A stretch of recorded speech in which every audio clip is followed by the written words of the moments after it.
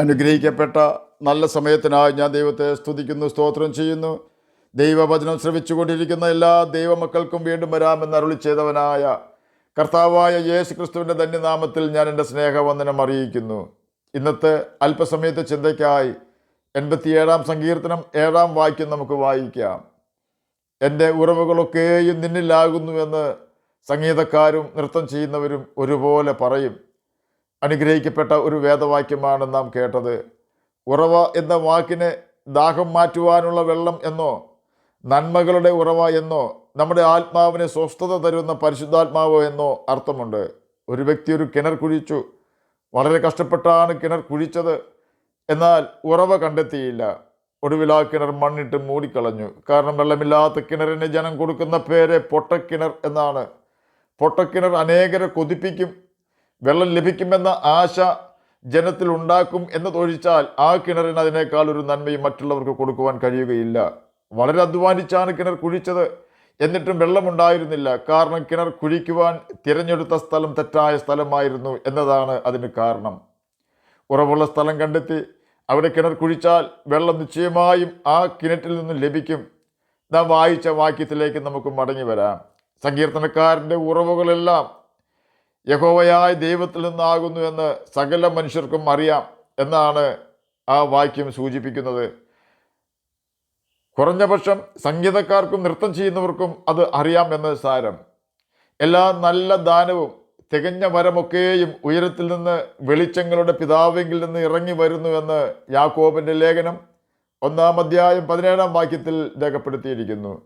മറ്റു പല സ്ഥലങ്ങളിൽ നിന്നും നന്മകളുടെ ഉറവ ലഭിക്കുമെന്ന് പറയുന്നവർ അനേകർ ഭൂമിയിലുണ്ട്.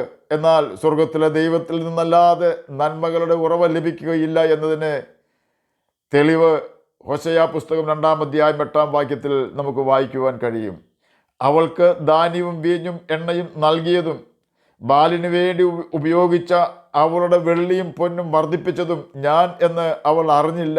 ഹോശയ്യ പ്രവചനം 2 അധ്യായം 8 വാക്യമാണ് നാം കേട്ടത്. വെള്ളിയും പൊന്നും ധാന്യവും വീഞ്ഞും എണ്ണയും വർദ്ധിപ്പിക്കുവാൻ യേശുവിന് കഴിയും. യേശുവിന് മാത്രമേ കഴിയൂ. കാരണം യേശു അതെല്ലാം വർദ്ധിപ്പിച്ചതിന് ബൈബിളിൽ തെളിവുകളുണ്ട്.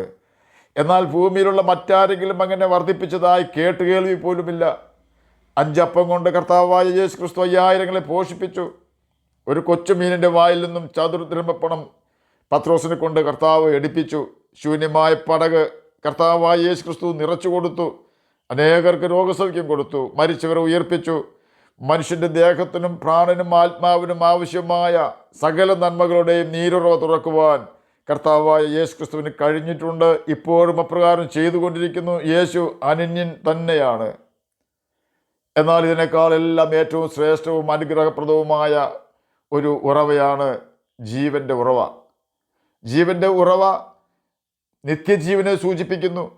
ദൈവിക സാന്നിധ്യത്തെ സൂചിപ്പിക്കുന്നു.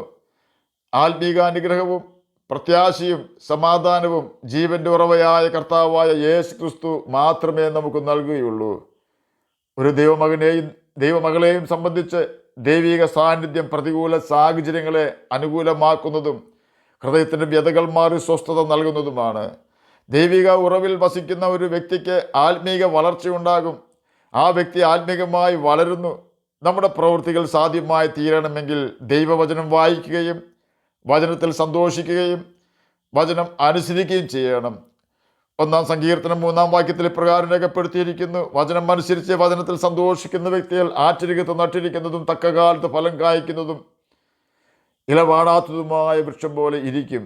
ആറ്റരികത്ത് നിൽക്കുന്ന വൃക്ഷത്തിൻ്റെ പ്രത്യേകത, ആ വൃക്ഷം ചെറിയ ചെടിയായിരിക്കുമ്പോൾ മുതൽ ശക്തമായ കാറ്റ് അതിനെ പ്രയാസപ്പെടുത്തിയിട്ടുണ്ട്. അതുകൊണ്ട് തന്നെ എത്ര വലിയ കാറ്റ് വന്നാലും ആ വൃക്ഷം ഭയപ്പെടുകയില്ല. അതിൻ്റെ ഇല പച്ചയായി തന്നെ ഇരിക്കുകയും ചെയ്യും. തന്നെയുമല്ല, അത് സമയാസമയങ്ങളിൽ ഫലം കൊടുക്കും. ജീവൻ്റെ ഉറവയായ കർത്താവായ യേശു ക്രിസ്തുവിൽ ആശ്രയിച്ച് അവൻ്റെ കൽപ്പനകൾ അനുസരിച്ച് പാപം ചെയ്യാതെ തന്നെത്താൻ സൂക്ഷിക്കുന്ന വ്യക്തിയുടെ മുഖം വാടുവാൻ ദൈവം അനുവദിക്കുകയില്ല. കാരണം അവൻ്റെ ഉറവ ദൈവത്തിൽ നിന്നുമാണ്. ദൈവം അവരെ അമ്മയെ ആശ്വസിപ്പിക്കുന്നത് പോലെ ആശ്വസിപ്പിക്കും. ഒരു പിഞ്ചു കുഞ്ഞിൻ്റെ കരച്ചിൽ കേൾക്കുമ്പോൾ മിക്കവാറും അമ്മമാർക്ക് അറിയാം തൻ്റെ കുഞ്ഞ് എന്തിനു വേണ്ടി കരയുന്നുവെന്ന്. മറ്റാർക്കും അത് പെട്ടെന്ന് മനസ്സിലാവുകയില്ല. അതുപോലെ തന്നെ നമ്മുടെ സൃഷ്ടാവിനെ അറിയാം നമ്മുടെ ആവശ്യങ്ങൾ എന്തെല്ലാമാണെന്ന്. നാം നമ്മെ മനസ്സിലാക്കുന്നതിനേക്കാൾ നമ്മുടെ സൃഷ്ടാവ് നമ്മെ മനസ്സിലാക്കുന്നു എന്ന യാഥാർത്ഥ്യം നാം മറന്നു പോകരുത്. നാം പിണ്ടാകാരമായിരുന്നപ്പോൾ, നിയമിക്കപ്പെട്ട നാളിൽ ഒന്നുമില്ലാതിരുന്നപ്പോൾ, നമ്മുടെ അമ്മയുടെ ഉദരത്തിൽ വെച്ച് തന്നെ നമ്മെ മെനഞ്ഞവനാണ് കർത്താവ്. ആ ദൈവമാണ് അമ്മയുടെ രക്തത്തിൽ കൂടി, അമ്മയുടെ ഉദരത്തിൽ നമ്മെ വളർത്തിയത്. ഭൂമിയിൽ പിറന്നതിന് ശേഷം ഭൂമിയിൽ നിന്നുള്ള ധാന്യങ്ങളിൽ കൂടി നമുക്ക് രക്തം ദൈവം തന്നു. പാപത്തിലായിരുന്നു നാം ജനിച്ചത് എന്നതിനാൽ യേശു അവൻ്റെ സ്വന്തം രക്തം തന്ന് നമ്മെ നിത്യ നരകത്തിൽ നിന്നും നരകത്തീയിൽ നിന്നും തന്നെ രക്ഷിച്ചു. അതുകൊണ്ട് ഇത്രയും കാര്യങ്ങൾ നാം അവനോട് ആവശ്യപ്പെട്ടിട്ടല്ല നമുക്ക് തന്നത്. നമുക്കറിയില്ലായിരുന്നു മേൽപ്പറഞ്ഞ കാര്യങ്ങൾ നമുക്ക് ആവശ്യമുണ്ടായിരുന്നു എന്ന്. അതുകൊണ്ട് യഥാർത്ഥമായി നമ്മുടെ ഹൃദയത്തിന് ആശ്വാസം ലഭിക്കുവാൻ എന്ത് ചെയ്യണം എന്ന് നമുക്ക് അറിയില്ല. അത് യേശുവിന് അറിയാം. യേശു നമ്മുടെ ആത്മാവിന് സമാധാനവും സന്തോഷവും തരുവാൻ ശക്തനാണ്. എല്ലാ നന്മകളുടെയും ഉറവ കർത്താവായ യേശു ക്രിസ്തുവാണ്. ഉത്സവത്തിൻ്റെ മഹാദിനമായ ഒടുക്കത്തെ നാളിൽ യേശു നിന്നുകൊണ്ട് ദാഹിക്കുന്നവരെല്ലാവരും എൻ്റെ അടുക്കൽ വന്ന് കുടിക്കട്ടെ എന്ന എന്നിൽ വിശ്വസിക്കുന്നവൻ്റെ ഉള്ളിൽ നിന്ന് തിരുവെഴുത്ത് പറയുന്നത് പോലെ ജീവജലത്തിൻ്റെ നദികൾ ഒഴുകും എന്ന് വിളിച്ചു പറഞ്ഞു. യോഹന്നാൻ എഴുതിയ സുവിശേഷം 7-ാം അധ്യായം 37-38 വാക്യങ്ങളിലാണ് ഇത് രേഖപ്പെടുത്തിയിരിക്കുന്നത്. 8 ദിവസം ഉത്സവം ആഘോഷിച്ചിട്ടും ആത്മാവിൻ്റെ ദാഹം മാറാത്ത യഹൂദന്മാർ പ്രദക്ഷിണമായി ശിലോഹാം കുളത്തിൽ ചെന്ന് അവിടെ നിന്ന് അല്പം ജലം കൊണ്ടുവന്ന് യഹോവയ്ക്ക് നിവേദിച്ച് അല്പം പോലും ആത്മാവിന് ആശ്വാസം കിട്ടാതെ, ദാഹം മാറാതെ ഭവനങ്ങളിലേക്ക് മടങ്ങിപ്പോകുന്ന ജനത്തോടാണ് കർത്താവായ യേശു ക്രിസ്തു അപ്രകാരം വിളിച്ചു പറഞ്ഞത്. സമാധാനമില്ലാതെ മടങ്ങിപ്പോകുന്ന അവർക്കും കിണറുണ്ടായിരുന്നു, എന്നാൽ പൊട്ടക്കിണറായിരുന്നു എന്ന് മാത്രം. എൻ്റെ ജനം 2 ദോഷം ചെയ്തിരിക്കുന്നു. അവർ ജീവജലത്തിൻ്റെ ഉറവയായി എന്നെ ഉപേക്ഷിച്ച് വെള്ളമില്ലാത്ത കിണറുകളെ, പൊട്ടക്കിണറുകളെ തന്നെ കുഴിച്ചിരിക്കുന്നു എന്ന് യിരെമ്യാ പ്രവചനം 2-ാം അധ്യായം 13-ാം വാക്യത്തിൽ രേഖപ്പെടുത്തിയിരിക്കുന്നു. എന്നെ കേൾക്കുന്ന പ്രിയ ദൈവമകനെ, ദൈവമകളെ, യേശു മാത്രമേ സമാധാനം തരുവാനുള്ളൂ. യേശു മാത്രമേ സംതൃപ്തി തരികയുള്ളൂ. യേശു മാത്രമാണ് നമ്മുടെ പാപങ്ങൾക്ക് പരിഹാരം വരുത്തുവാൻ നമുക്ക് വേണ്ടി യാഗമായി തീർന്നവൻ. യേശു മാത്രമാണ് കന്യകയിൽ കൂടി ജനിച്ചവൻ. പുരുഷൻ്റെ ഇഷ്ടത്താൽ ജനിക്കാത്തവൻ യേശു മാത്രമാണ്. യേശു മാത്രമാണ് സകലരോടും അവരുടെ പാപങ്ങൾ ക്ഷമിക്കുന്നവൻ. മറ്റെല്ലാവരും ശത്രുക്കളെ കൊന്നു തള്ളയണമെന്ന് ആക്രോശിക്കുമ്പോൾ യേശു മാത്രമാണ് അവരോട് ക്ഷമിക്കണമേ എന്ന് നിലവിളിച്ചത്. യേശു മാത്രമാണ് മരണത്തിന് ശേഷം വീണ്ടും ഉയർത്തെഴുന്നേറ്റത്. യേശു മാത്രമാണ് എന്നിൽ വിശ്വസിക്കുന്നവനെ ഞാൻ ഒടുക്കത്തെ നാളിൽ ഉയർത്തെഴുന്നേൽപ്പിക്കുമെന്ന് വാക്ക് തന്നവൻ. യേശു മാത്രമാണ് നമുക്ക് നിത്യജീവൻ വാഗ്ദാനം ചെയ്തവൻ. ഇങ്ങനെ പറയുവാൻ തുടങ്ങിയാൽ 1 വർഷം മുഴുവൻ പറഞ്ഞാലും ഏകനായ യേശു ചെയ്ത പ്രവൃത്തികളും അവൻ്റെ അതുല്യതയും അതിവിശിഷ്ടമായ സ്വഭാവവും വർണ്ണിക്കുവാൻ കഴിയുകയില്ല. ആ യേശുവുമായി നമുക്ക് നല്ല ബന്ധം സ്ഥാപിക്കാം.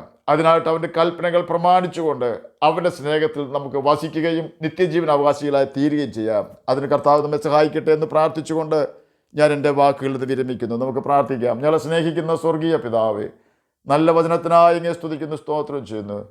ആശ്വാസം നിരസിക്കപ്പെട്ട ഏതെങ്കിലും വ്യക്തികൾ എന്നെ കേൾക്കുന്നുണ്ടെങ്കിൽ അമ്മയെ ആശ്വസിപ്പിക്കുന്ന പോലെ അങ്ങ് അവരെ ആശ്വസിപ്പിക്കണമെന്ന് പ്രാർത്ഥിക്കുന്നു.